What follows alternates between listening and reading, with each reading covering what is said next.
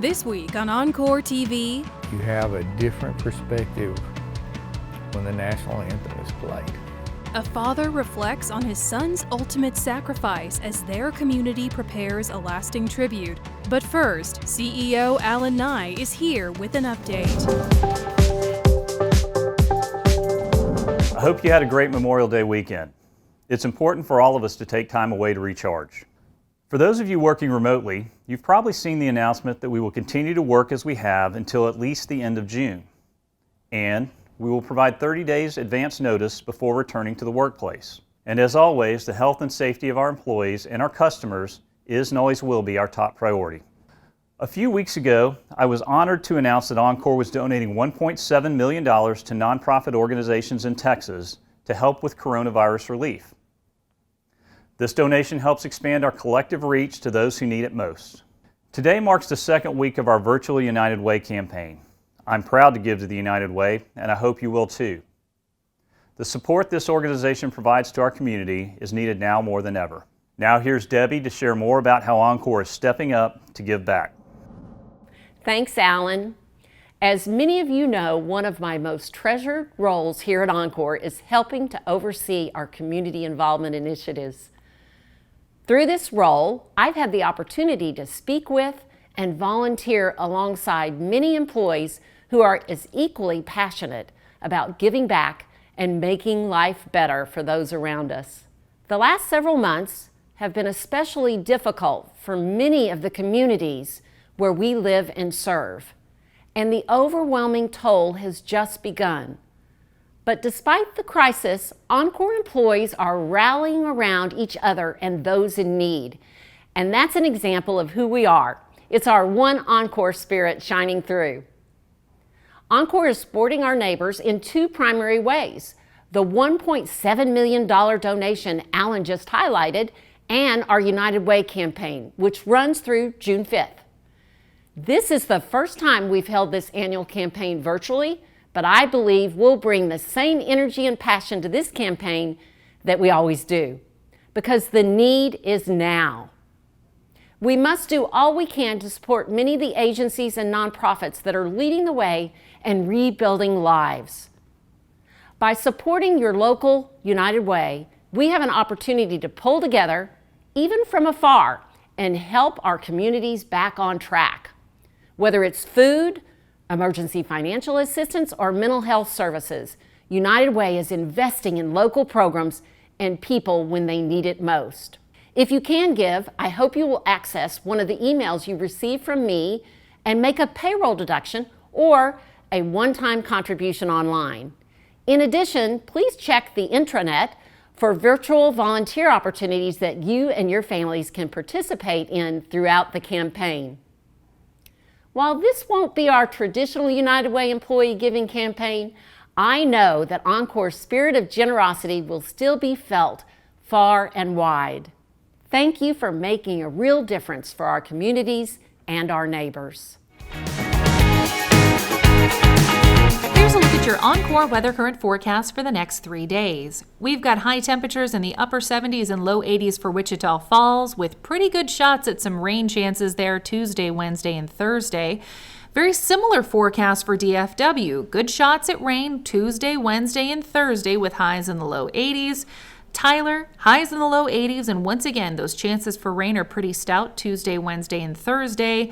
Round Rock, pretty good chances for rain for you too, those highs in the low to mid 80s. Now, a little bit different forecast for those over in Midland.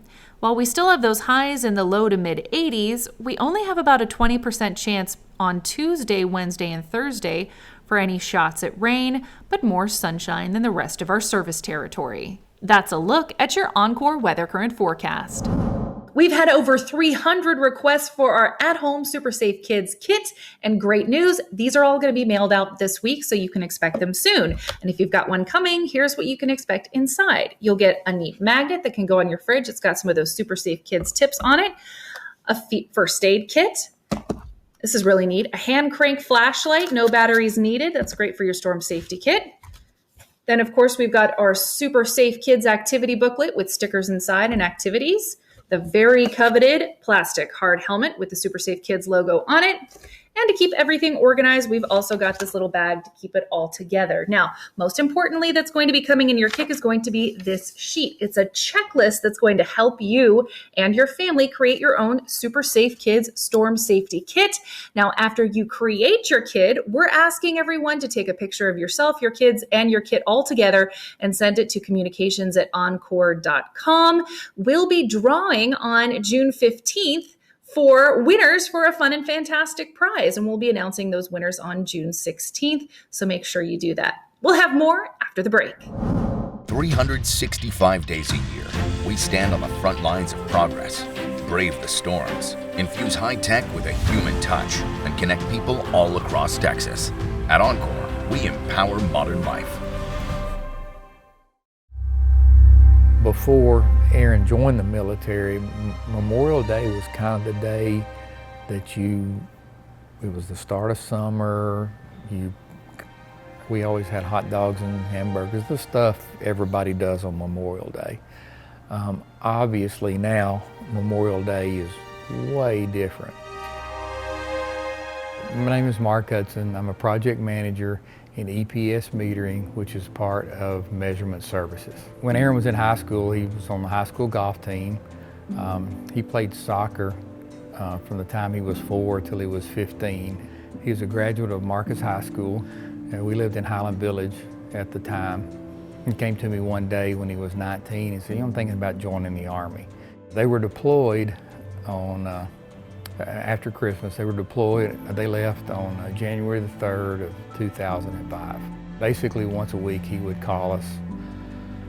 So anyway, on April the 12th, my wife and I's 25th wedding anniversary, he called us that day. Everything was fine.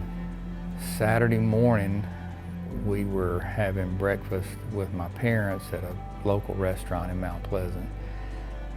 I get a phone call, and it's somebody from the Army. Well, as soon as you hear that, you know they're not calling to wish you a happy anniversary. 2 hours later, a captain, there was a chaplain, and then I think a first lieutenant came and told us that he had been killed in action. His vehicle was hit by an IED. Aaron was escorted home by Sergeant Noonan. He never left Aaron's side in the whole trip home. He was killed on April the 16th, 2005. We had his funeral on the 23rd, and he is interred at DFW National Cemetery.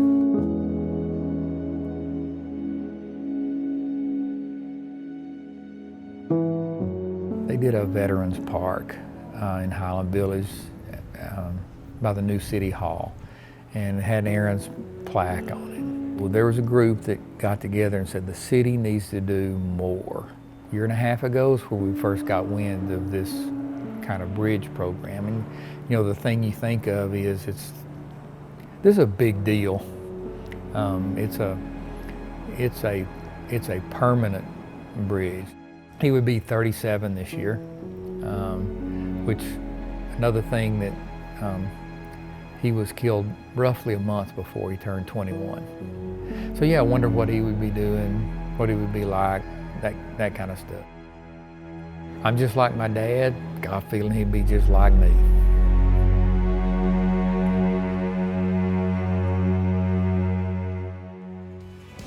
That is all we have time for this week. Keep checking the Power Hub app for updates, and remember to look at the intranet for ways you can pledge your support to our virtual United Way campaign. Until next time, stay safe and stay healthy.